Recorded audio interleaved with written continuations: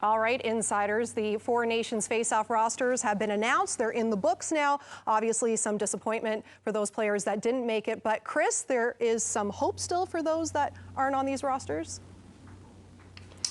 Plenty of hope, I'd say. I mean, it's almost 10 weeks until this tournament begins. And, you know, given the likelihood that someone gets injured, the audition period is still open for Canadian players. And, you know, this is something that each nation at this tournament is wrestling with, the fact that there is the possibility of changes to come. But Canada's doing things differently. There were some courtesy calls given to players that didn't make this roster. But it's not believed that any of those players were told formally, you're the next man up in case of injury. And that's because Canada's going to use this extra time to keep evaluating the performance of those that play.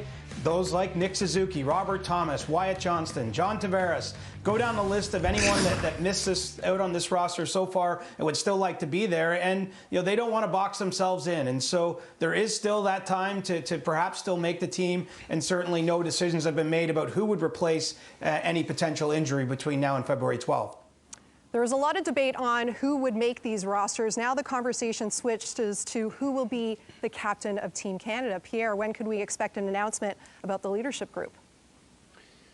Well, you know, this is what Canadians do. They want to know what the next step is. It's best on best, Laura. And yeah, there's already been internal discussions within Team Canada of putting together that player leadership group. And one of the decisions they made is the roster just got announced. Let's let the roster breathe a bit before and not rush into that leadership decision. Having said that, John Cooper has been tasked with, you know, spearheading that discussion for the leadership group, and that's what he's going to do over the coming weeks here. At some point here, there's going to be a process that determines those players who have letters. Clearly, Sidney Crosby and Connor McDavid are going to have letters. We'll see which ones. Now, it's another example, by the way, that John Cooper's in charge of this. More evidence of how influential he has been in this entire process for Team Canada. Don Sweeney and Doug Armstrong have leaned on him heavily throughout the roster selection process. They wanted to know, what, you know, type of players, type of roles. And honestly, and I think I speak for Dregs and CJ, and all the best on best hockey we've covered, I don't know that we've seen a head coach with Team Canada have this kind of influence with Team Canada at this level. Yeah, I would agree with that. And look, because it's an NHL event, we should expect that the officiating crews, of course, will be experienced NHL officials. Now, the plan is, from a National Hockey League perspective, to build out that officiating team in the next couple of weeks. What you should look for is how they put together their group that ultimately makes its way to the Stanley Cup final and that best of 7. So we're looking at 4 NHL referees with experience, 4 NHL linesmen with experience, and 2 standby officials, again with experience. Preferably Stanley Cup final experience. And they should build that list of officials, I would say, in the next 2 weeks, and then the National Hockey League will announce that group after that. All right, from the Four Nations face-off to the Dallas Stars, and you have to feel for Tyler Seguin. The 32-year-old was off to a great start this season, but has undergone hip surgery and now will be on the shelf for the next 4 to 6 months. Pierre, are the Stars going to be looking to fill the void via trade, perhaps?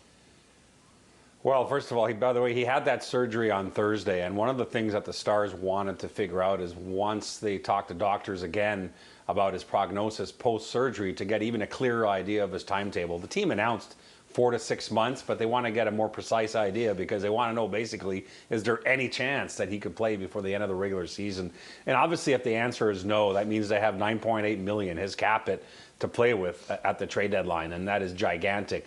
For now, what Jim Nill has said is that they want to look internally for trying to fill the void. So Logan Stankoven, for example, is the one that took Seguin's spot in their last game on the line with the Duchesne and Marchment, which has been outstanding for the Dallas Stars this year. Rookie Maverick Bourque, who's on the 4th line, he'll probably get a big opportunity as time goes on. But as we flip the page to the second half of the year, I could see the Stars trying to use that money. Keep an eye on Brock Nelson, pending UFA for the New York Islanders. Going to be a lot of interest in that guy, including from the Minnesota Wild, by the way. I think Minnesota's keeping an eye on Brock Nelson as well. The thing is, if the Islanders are back in the playoff chase, he's not going to be available. And B, Lou Lamoriello doesn't always trade his UFAs anyway. So it's not clear if Brock Nelson would even be on the move, but he would be a name of note.